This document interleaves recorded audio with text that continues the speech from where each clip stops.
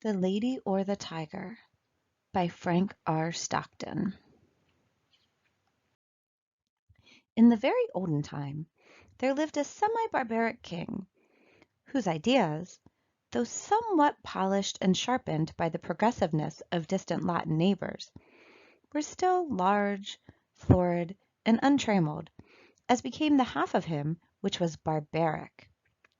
He was a man of exuberant fancy, and, withal, of an authority so irresistible that at his will he turned his varied fancies into facts. He was greatly given to self-communing, and when he and himself agreed upon anything, the thing was done. When every member of his domestic and political systems moved smoothly in its appointed course, his nature was bland and genial.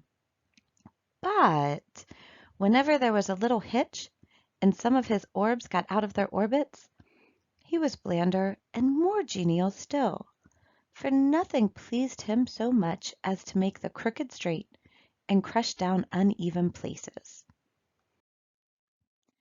Among the borrowed notions by which his barbarism had become semified was that of the public arena, in which, by exhibitions of manly and beastly valor, the minds of his subjects were refined and cultured. But even here the exuberant and barbaric fancy asserted itself. The arena of the king was built, not to give the people an opportunity of hearing the rhapsodies of dying gladiators, nor to enable them to view the inevitable conclusion of a conflict between religious opinions and hungry jaws, but for purposes far better adapted to widen and develop the mental energies of the people. This vast amphitheater, with its encircling galleries, its mysterious vaults, and its unseen passages, was an agent of poetic justice, in which crime was punished, or virtue rewarded, by the decrees of an impartial and incorruptible chance. When a subject was accused of a crime of sufficient importance to interest the king, public notice was given that on an appointed day the fate of the accused person would be decided in the king's arena, a structure which well deserved its name, for although its form and plan were borrowed from afar, its purpose emanated solely from the brain of this man, who every barley corn a king, knew no tradition to which he owed more allegiance than pleased his fancy, and who engrafted on every adopted form of human thought and action the rich growth of his barbaric idealism. When all the people had assembled in the galleries, and the king, surrounded by his court, sat high up on his throne of royal state on one side of the arena, he gave a signal. A door beneath him opened, and the accused subject stepped out into the amphitheater, directly opposite him. On the other side of the enclosed space were two doors, exactly alike and side by side.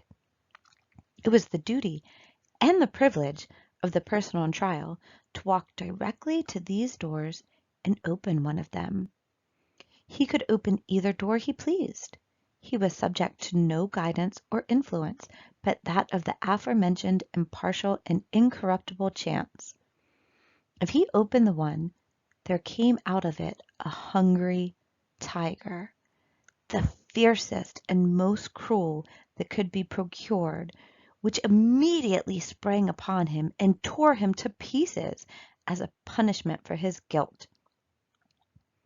The moment that the case of the criminal was thus decided, doleful iron bells were clanged, great wails went up from the hired mourners posted on the outer rim of the arena, and the vast audience, with bowed heads and downcast hearts, wended slowly their homeward way, mourning greatly that one so young and fair, or so old and respected, should have merited so dire a fate.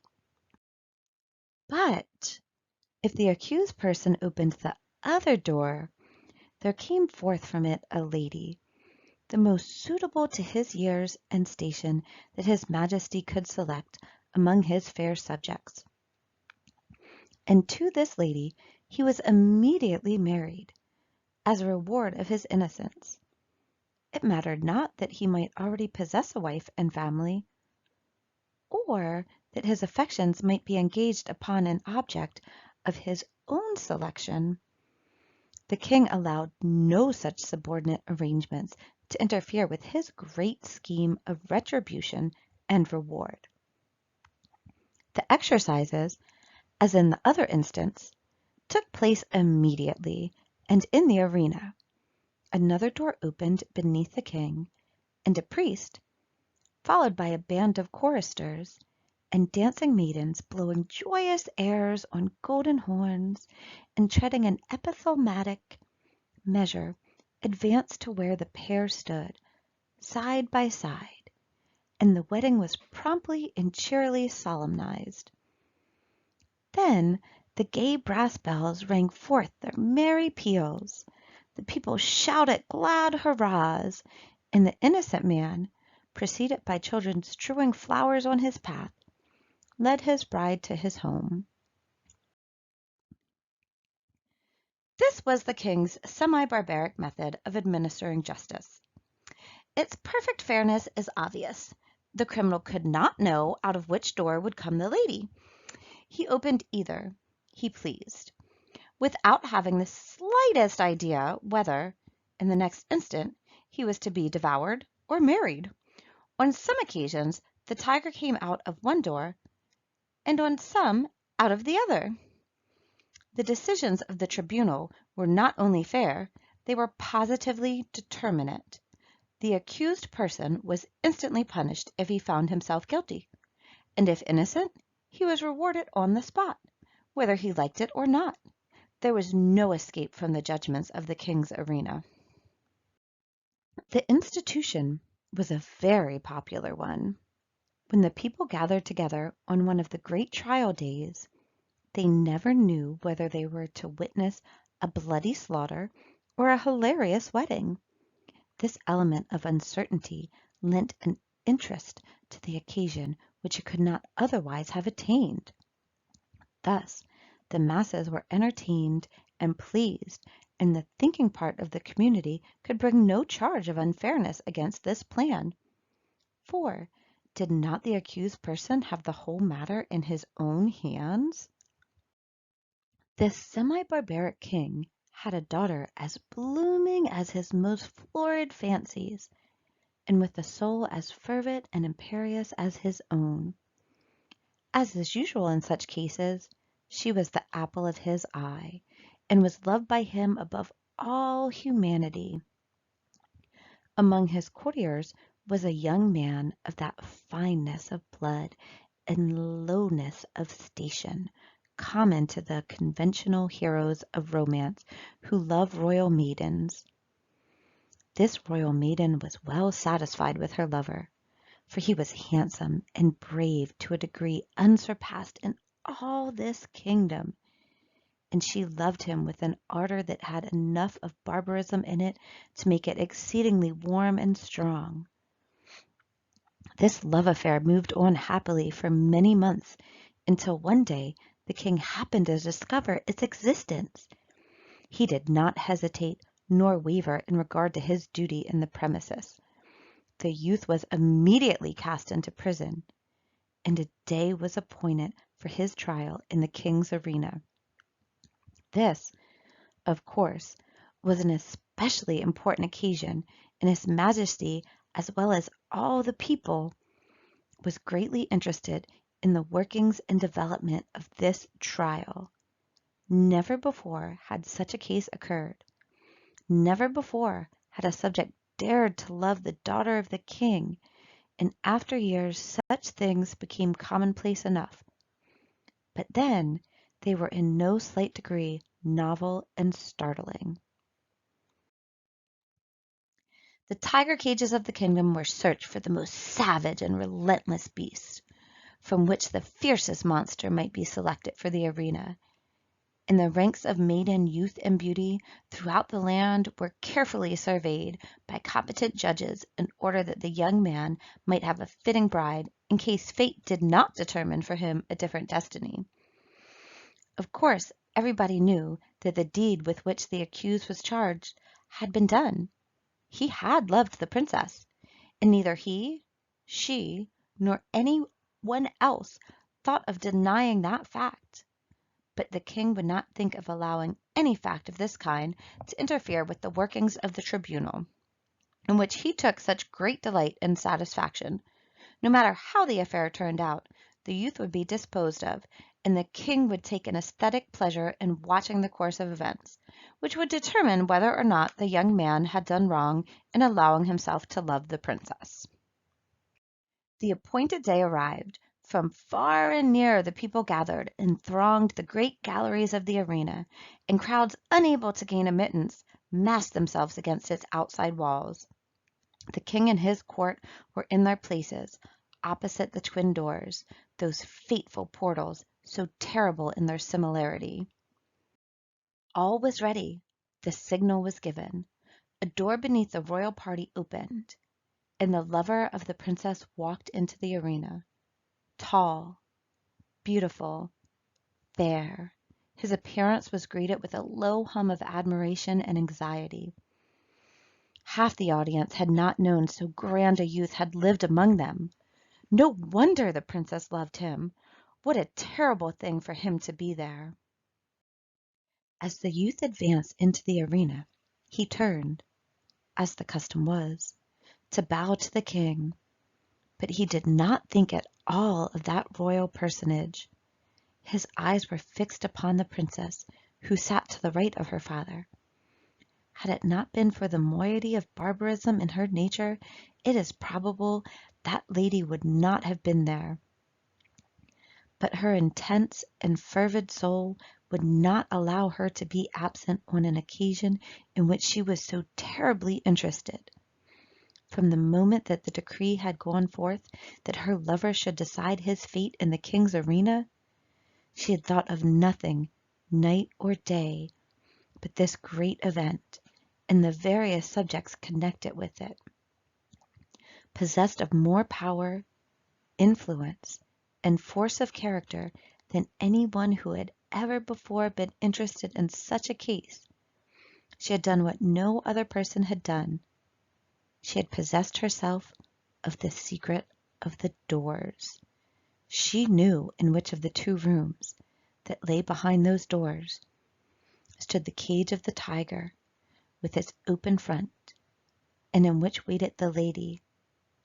Through these thick doors, heavily curtained with skins on the inside, it was impossible that any noise or suggestion should come from within to the person who should approach to raise the latch of one of them. But gold and the power of a woman's will had brought the secret to the princess. And not only did she know in which room stood the lady ready to emerge, all blushing and radiant should her door be opened, but she knew who the lady was. It was one of the fairest and loveliest of the damsels of the court who had been selected as the reward of the accused youth, should he be proved innocent of the crime of aspiring to one so far above him. And the princess hated her. Often had she seen, or imagined that she had seen, this fair creature throwing glances of admiration upon the person of her lover, and sometimes she thought these glances were perceived and even returned. Now and then she had seen them talking together. It was but for a moment or two, but much can be said in a brief space. It may have been on most unimportant topics, but how could she know that? The girl was lovely, but she had dared to raise her eyes to the loved one of the princess. And with all the intensity of the savage blood transmitted to her through long lines of wholly barbaric ancestors, She hated the woman who blushed and trembled behind that silent door. When her lover turned and looked at her, and his eye met hers as she sat there, paler and whiter than anyone in the vast ocean of anxious faces about her, he saw, by that power of quick perception which is given to those whose souls are won, that she knew behind which door crouched the tiger, and behind which stood the lady. He had expected her to know it. He understood her nature, and his soul was assured that she would never rest until she had made plain to herself this thing, hidden to all other lookers on, even to the king. The only hope for the youth in which there was any element of certainty was based upon the success of the princess in discovering this mystery. And the moment he looked upon her, he saw she had succeeded, as in his soul he knew she would succeed. Then it was that his quick and anxious glance asked the question, which? It was as plain to her as if he shouted it from where he stood. There was not an instant to be lost. The question was asked in a flash. It must be answered in another. Her right arm lay on the cushioned parapet before her. She raised her hand and made a slight, quick movement toward the right. No one but her lover saw her. Every eye but his was fixed on the man in the arena. He turned, and with a firm and rapid step, he walked across the empty space. Every heart stopped beating, every breath was held, every eye was fixed immovably upon that man. Without the slightest hesitation, he went to the door on the right and opened it. Now, the point of the story is this.